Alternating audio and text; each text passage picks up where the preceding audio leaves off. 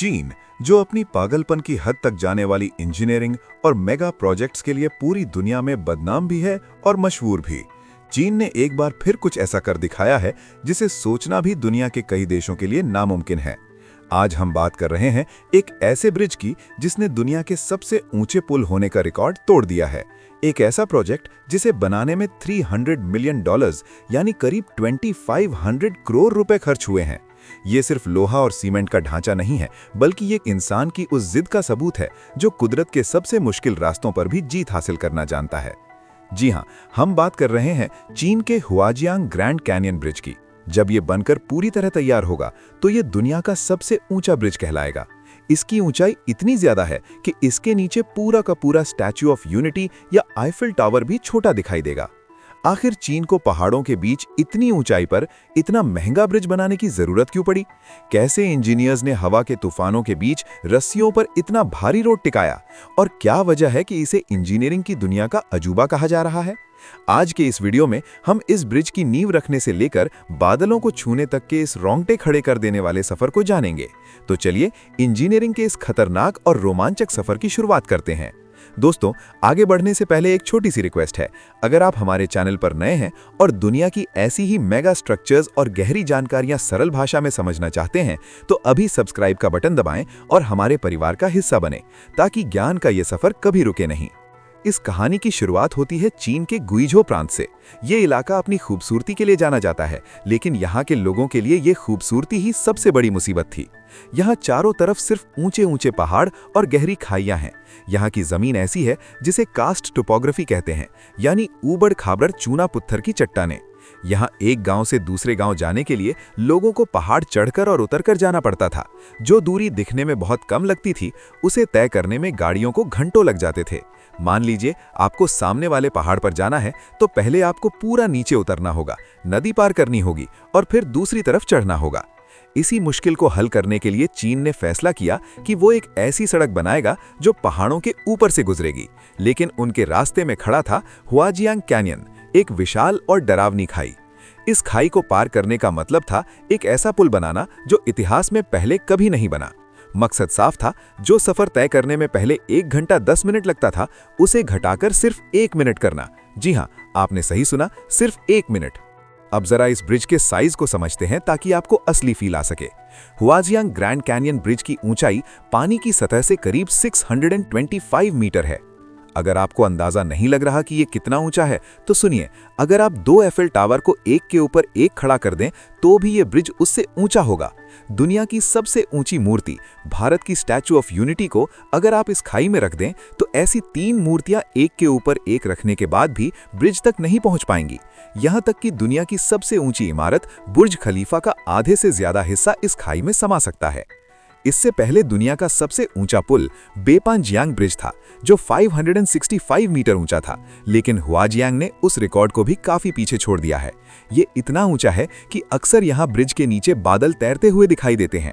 यहाँ काम करने वाले मजदूरों को ऐसा लगता है जैसे वो आसमान में चल रहे हों।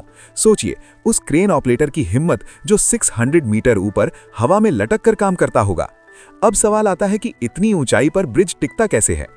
आमतौर पर पुल बनाने के लिए हम जमीन से पिलर खड़े करते हैं, लेकिन यहाँ खाई इतनी गहरी थी कि नीचे से 600 मीटर ऊंचा पिलर खड़ा करना ना तो तकनीकी रूप से सुरक्षित था और न ही आर्थिक रूप से सही। इतना लंबा पिलर अपने ही वजन से टूट सकता था। इसलिए इंजीनियर्स ने सस्पेंशन ब्रिज यानी झूलते हुए पुल का डिजाइन चुना। सस्पेंशन ब्रिज का कॉन्सेप्ट वही है जो हम बचपन में रस्सियों वाले पुलों में देखते थे, लेकिन बहुत बड़े लेवल पर। इसमें 2 विशाल टावर खाई के दोनों किनारों पर पहाड़ों के ऊपर बनाए जाते हैं। ये टावर ही इस पूरे ब्रिज की जान है। हुआजियांग ब्रिज के मुख्य टावर की ऊंचाई ही 262 मीटर है, यानी खुद टावर ही एक 80 मंजिला इमारत जितना ऊंचा है। इन टावरों को बनाने के लिए पहाड़ों की चोटियों को समतल किया गया और वहां लाखों टन कंक्रीट भरकर नींव बनाई गई। लेकिन ऊंचाई इस ब्रिज की अकेली चुनौती नहीं थी, असली दुश्मन थी हवा। पहाड़ों के बीच जब हवा चलती है तो वो किसी सुरंग की तरह तेज हो जाती है। इसे विंड टनल इफेक्ट कहते हैं। 600 मीटर की ऊंचाई पर हवा की रफ्तार इतनी तेज होती है कि वो कंक्रीट के पुल को भी हिला सकती है। इंजीनियरिंग की दुनिया में हवा सबसे खतरनाक मानी जाती है। अगर हवा की लय ब्रिज के हिलने की लय से मिल जाए तो बड़ा सा बड़ा पुल ताश के पत्तों की तरह बिखर सकता है। अमेरिका का टकोमा नैरोज ब्रिज इसी वजह से 1940 में टूट गया था।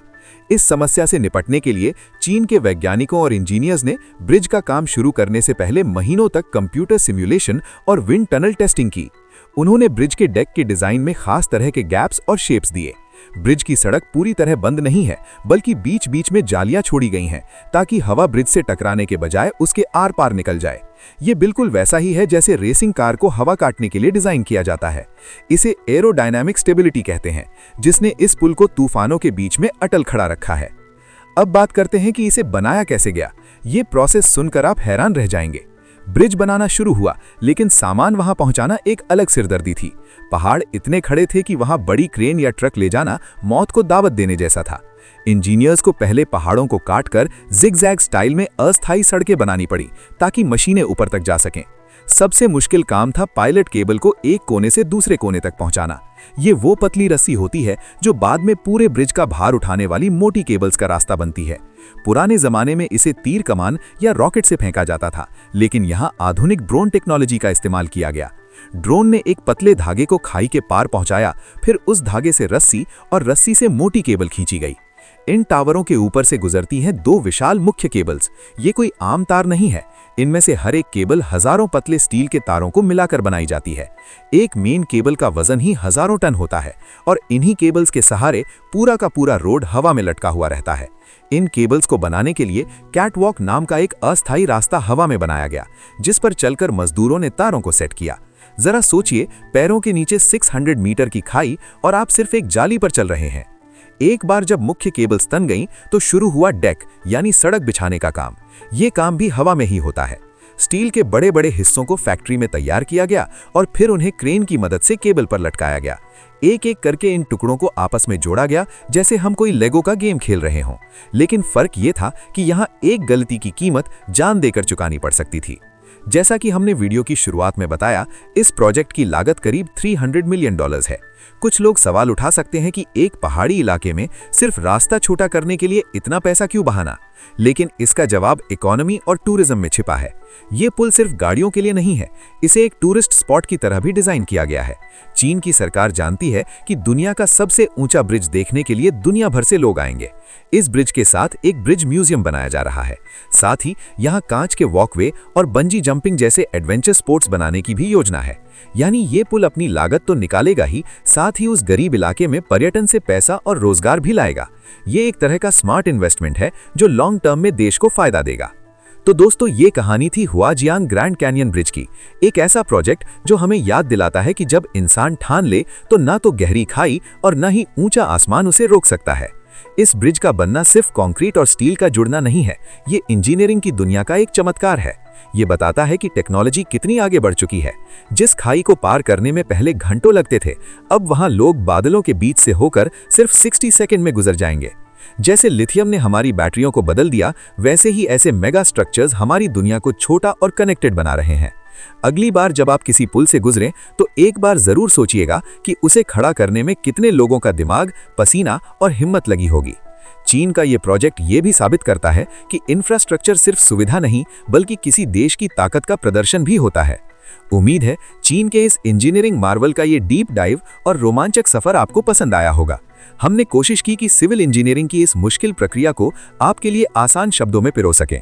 अगर आपको ये वीडियो इन्फॉर्मेटिव और मजेदार लगा तो इसे लाइक करके हमारा हौसला जरूर बढ़ाएं। इसे अपने दोस्तों और फैमिली ग्रुप्स में शेयर करें ताकि वो भी जान सकें कि दुनिया में इंसान क्या क्या बना रहा है। और हाँ, अगर आपने अभी तक सब्सक्राइब नहीं किया है तो नीचे दिए गए लाल बटन को दबाएं और घंटी वाला आइकन जरूर ऑन करें, क्योंकि हम अगले वीडियो में एक और ऐसी ही अनदेखी और अद्भुत कहानी लेकर आने वाले हैं।